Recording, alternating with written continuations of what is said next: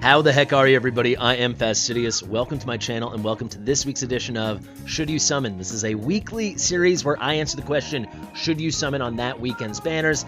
The banner in question today is the Special Ancient Summoning right behind my head, the one with Ajax's picture on it. However, it very much is the Ardea banner. Ardea is one of the only 5 non-legendary Lord heroes in the game. I've given the triple S designation. I actually rank her as my number 2 non-Lord legendary in the entire game after Silas, Bonded Silas. She is cracked out. She's crazy. I actually got her when she came around on her first banner, so I've had her for half a year now. I absolutely love her. We have to get into that. We also have to talk about Ajax because he is getting a buff.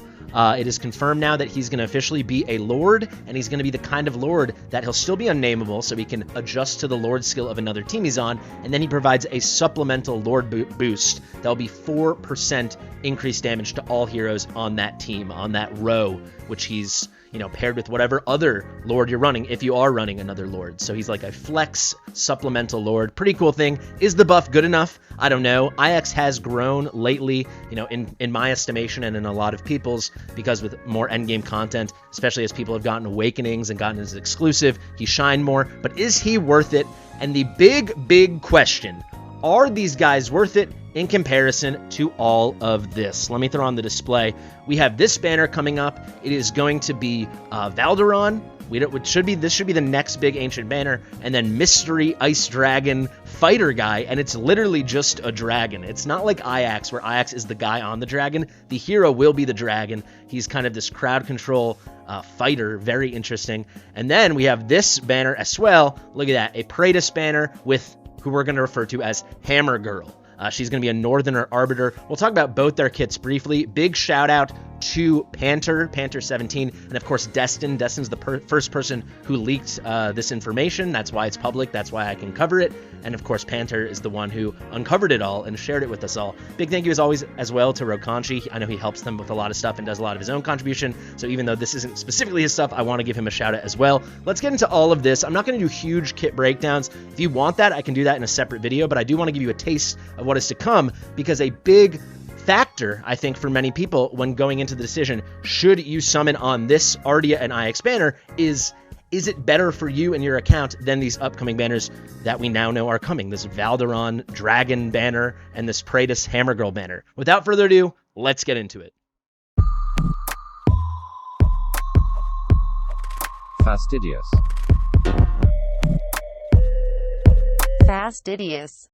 Alrighty guys, first things first, let's set a baseline. We gotta understand who Ardea is and who Ajax is, especially the buffed version of Ajax. Then we can talk about what is to come, and then I can give my opinions on answering the question, should you summon? So let's start off with Ardea. I'm not gonna deep dive right now. I've done it a bunch in the past. I use her all the time on my account if you catch me on stream.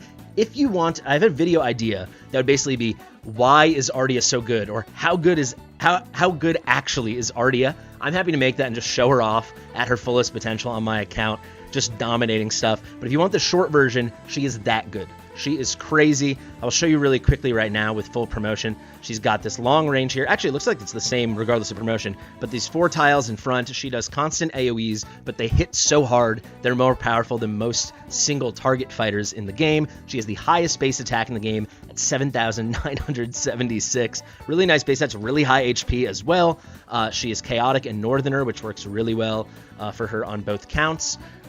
She's very cheap, only 17. This goes all the way down to just 12 in arena because of her chaotic arena mastery. She's ridiculous. She lives up to the hype completely. She's my favorite hero on my account probably to play. She just busts the content wide open. She's a superstar in just so much, which we can break down shortly. All you need to know is she's worth the hype. She's that good. So what is her thing, right? When she performs a basic attack, there's a 25% chance she kind of boomerangs, frisbees kind of one of these blades. It helps her build rage because her ults are crazy. That comes up faster. Then it's some big damage over here. Really, really good stuff, right? It's really good. She's going to hold off on basic attacks till it's retrieved, but it's super worth it because it's hitting every enemy in its path. It's crazy. Her basic attack already is going to do a 7-hitter AoE, big multi-target / AoE. Then her ultimate, which is just so crazy, she enters this frenzied state. Her attack is increased by 30%. That is a post-deployment boost. And keep in mind, she already has the highest base attack inside the entire game. You can do triple crit damage main stats on the right side and still easily, with not even good gear, easily have her attack above 20,000. And if you want to go all attack, you can go way over 30. Some people even do. She's ridiculous. She's crazy. And then also she loses 15% of her current HP per second. That lasts for 15 seconds. Keep in mind that's current HP, so it's not like after 7 seconds she's already dead, because that would be 105%. No, she loses 15%, and then of the remaining it's 15. So it just pushes her down definitely under 30% total and close to 0, and that really helps her because that's very chaotic of her, and the multipliers are crazy. She throws 2 of her discs every time now when her talent is triggered, so 2 big, powerful, crazy attack, crazy damage hitting everything in their path. You can see this attack boost can go up to 40% and then 50%. Definitely skill her out. And then the ult cost can be all the way down at 600.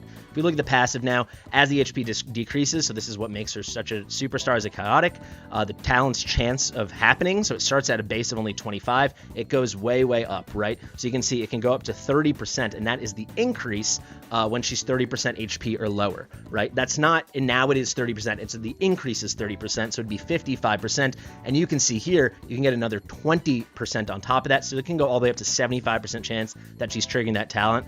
If you get her in a good attack speed, which you will if you build her right, absolutely, it seems like it's going off all the time. I don't want to get into all the nitty-gritty, but you can see you get a big attack speed boost. And then also, this is the own boost she's giving herself when her HP drops. If you run her with a Vladov or a Gon or a Valderon, she's also getting their Lord skill boost. So I run her with my Vladov in Arena because I don't have Gon or Valderon, and even still, I destroy teams.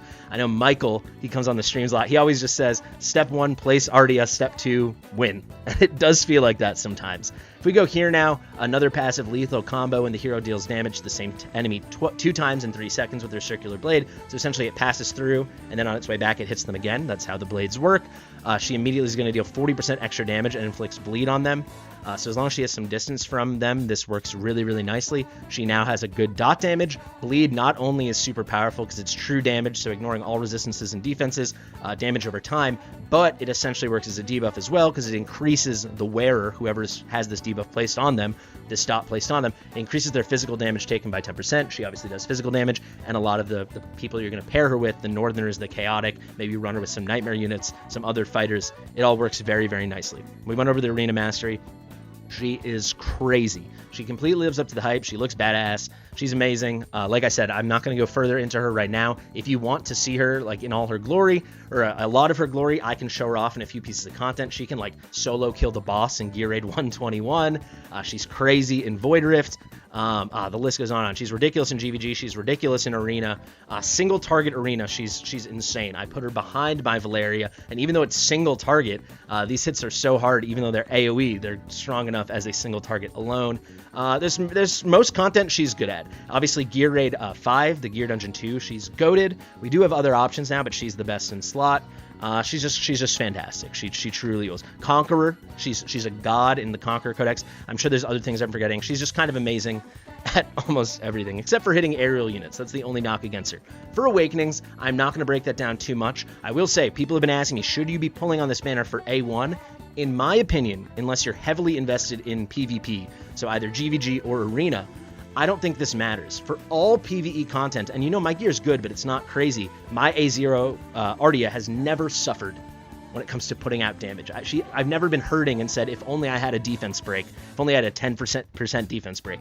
She's so good already. Her attack is so high, it's not hard to build her to clear the defense thresholds that so many other heroes in this game struggle with. She's a superstar, man. So like, she doesn't need this unless you're trying to outpace another Ardea in PvP, or you truly want to dominate Arena, or you truly want to dominate GVG. I don't think this matters. So I think to 99% of normal players, it doesn't matter. Plus 300 attack, again, it's awesome, but she already has over 7,900 base attack. So this 300 relatively is not as big a percent increase as someone getting plus 300 when like Comet, for example, has 4,600 base plus 300. Now it's 7,900 base plus 300. You can see it's like 1/15th versus less than 1/25th. It's a huge difference. Now, if we go over here, this frenzied state.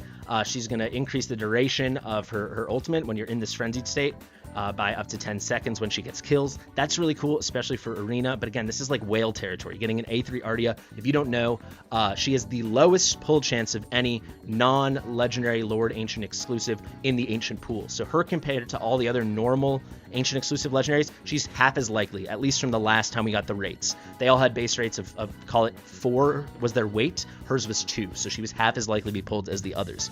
Now, penetration, again, it's cool, but this is just ignoring defense. And again, she's dominating already. And then the A5, this is outrageous. Whenever she returns her blades and whenever the talent comes and she catches it again, all of a sudden she gets another 15 rage. It's crazy. Like, Ray has A5 Ardea. I can show that off if you guys want to see it. You can let me know. Trust me, she's good enough at A0. Most people, if you've got already, I think just be happy. If you're a big spender or you're super PvP competitive, then you can think about it. Let's be a lot faster on Ajax here. So a big complaint for a long time with people is that you can pull Ajax from your Ancient Summons, and he counts as a Lord. So he resets your Ancient Lord Pity. If you don't know, Pity for Ancient Summons is only for Lords. Pulling a normal Legendary, there's no Pity for it.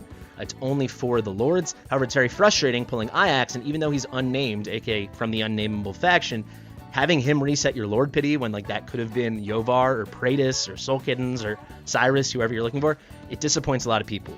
So they are officially making him a Lord. This was just announced on Forerunner yesterday. I know Ivy covered it. I believe Dan Heilman covered it, so you guys can go check out these videos. I can cover it more specifically as well if you want, or just check out my colleagues over there. But with Ajax, he's going to be a Lord now, and he's going to be like a flex Lord. So you can run a team, like let's just actually pop open really quickly into any piece of content. It does not matter. Let's say you're running this over here.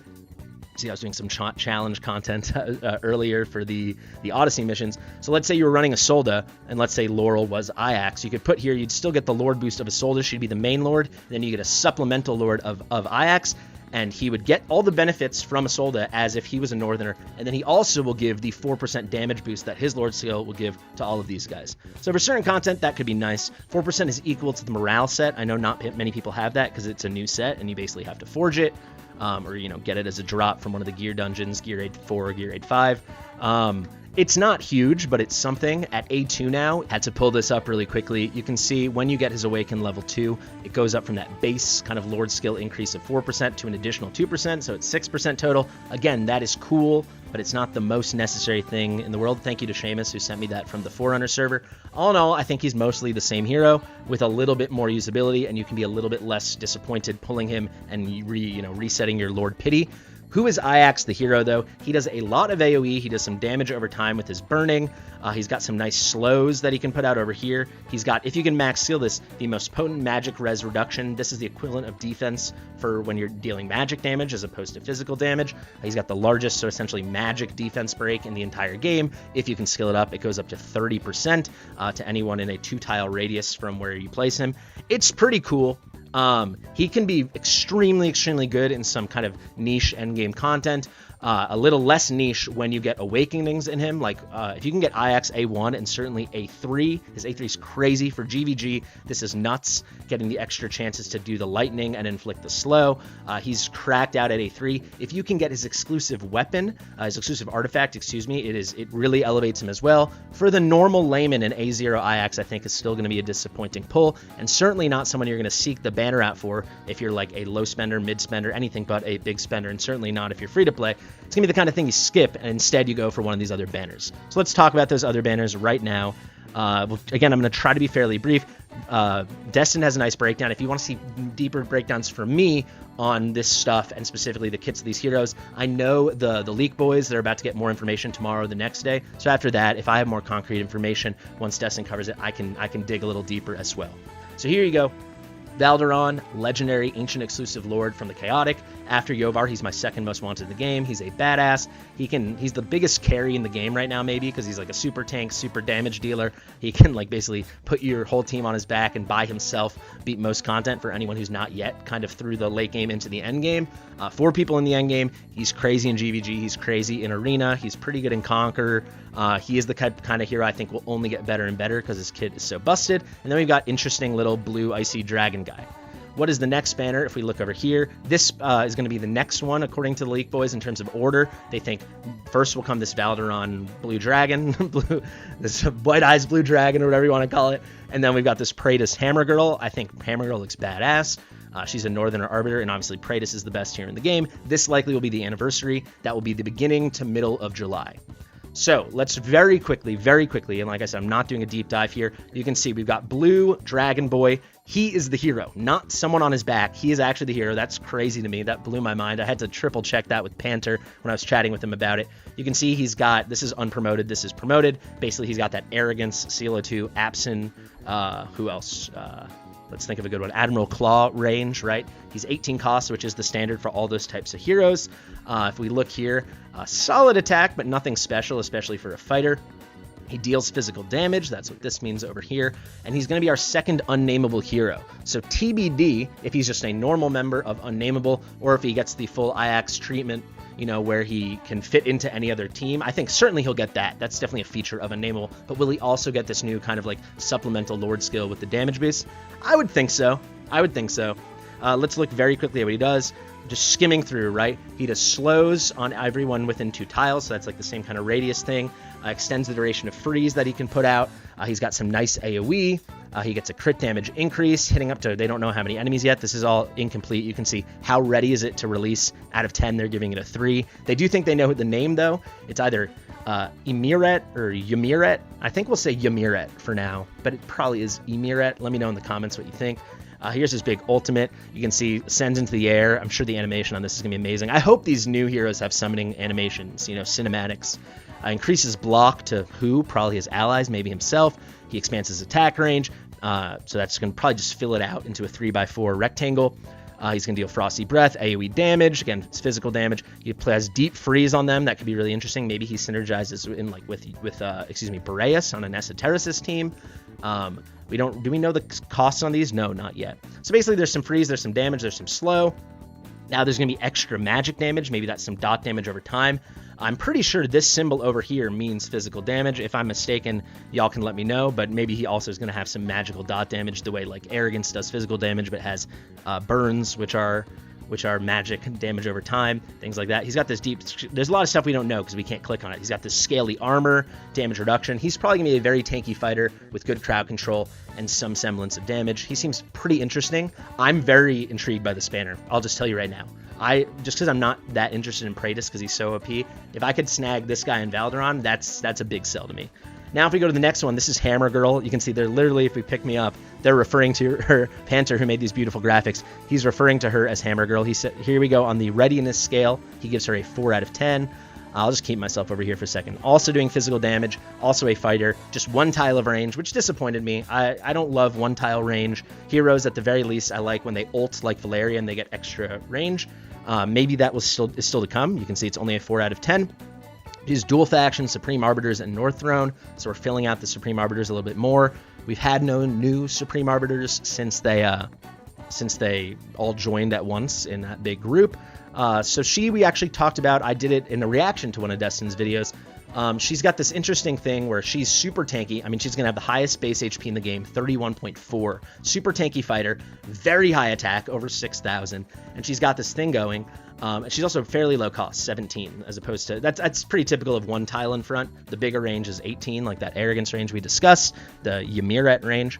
But if we look over here, she increases her HP, and she increases the amount of damage she takes. She places vulnerability on herself. So why is that? She gets really tanky with the HP, she takes as much damage as possible, and then you'll see when activated, she restores some of her HP.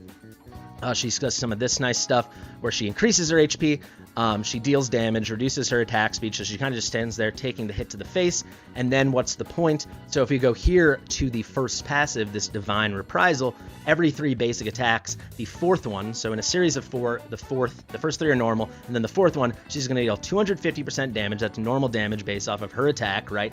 And then also some defense penetrating damage, so this is either going to be fully penetrating kind of true damage, or it will ignore some percentage of defense, so it'll be kind of a built-in defense break, a penetrating hit on that, and that's going to be equal to 100% of the damage she received in the previous period. So that's the point of all this. You trigger the ult, she gets supremely tanky, and she puts vulnerability on herself, so she takes as much damage as possible without dying, obviously. And then every 4 basic attacks, the first 3 are normal, and then the 4th one, she does a big hit and delivers back this big slam of damage that penetrates defense and kind of shoots the damage that she took back at them. So interesting stuff. It will be reset once it takes effect, so it's on this cycle of 4 basic attacks.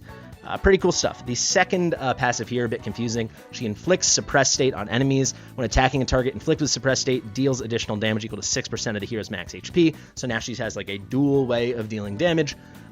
So obviously with that incredibly high HP, there's going to be a real case you just build her straight up tanky and all her damage, probably low defense, super high HP. You want her taking a bunch. She puts the vulnerability on her. She takes as much damage as possible. Every 4th basic attack is an absolute slap. And then when she hits these suppressed state enemies, she can deal some big damage based off of her max HP. And again, not current HP, max HP. All damage received from enemies not inflicted with suppressed state is reduced by 30%. Switching targets removes suppressed state, so on and so on. It's a very out there kit. We'll have to do a far deeper dive. And then, of course, she gets an arena mastery because she's an arbiter. All the arbiters, all the chaotic, they get arena masteries. So she increases damage there. I think she could be like an arena god, like amazing arena tank that kind of starts tankiness with also some delete function with some damage and some of this max HP stuff, some of this sending consumed damage back, essentially, or mirroring it, however you want to think of it. All in all, very cool banners. I think if you don't have Ardea, it's going to be very hard to skip the Ardea banner. Let's get to the conclusions now. However, if you do, and you're any kind of normal player like me with the A0 Ardea, I'm absolutely skipping in favor of this over here. One of these two. It's going to be very unlikely in the next 2 months, unless you're a huge spender, you'll really be able to go hard on both. But if you can, you can. But for most of us, you're probably going to have to make the choice. I'm leaning Valderon. If this one should come first, so if you miss there, maybe you build some pity, then you guys can go for the Praetus and Hammer Girl, or just go all in on Ardea now, and then you wait for Praetus. It's a big juggling act. I think you have a good sense of who these heroes are now. And yeah, if you can be patient and you really just want a game changer, Praetus is the best hero in the game. He's just completely cracked. If you have any other arbiters to put with him, he busts the thing right wide open. This could also be a really cool banner because they're pairing him with a normal arbiter hero that can run with him. All in all, I think this is going to be a very exciting time in Watcher of Realms. If you guys have more specific questions, let me know in the comments. But yeah, Ardea is cracked out, but it's a big kind of opportunity cost because very likely you're going to be depleted and miss out on that crazy Valderon, Blue Dragon, Ymir banner, and the crazy best hero in the game, best legendary lord, Praetus, and Hammer Girl banner. Guys, if you like my stuff, be sure to like it. Let me know what you think in the comments. I'll answer any extra questions you have. Subscribe. We're still marching towards 15K. We've slowed down a little bit, so be sure to hit that button. Share with your mother. I've been Fastidious, and I'll see you in the next one.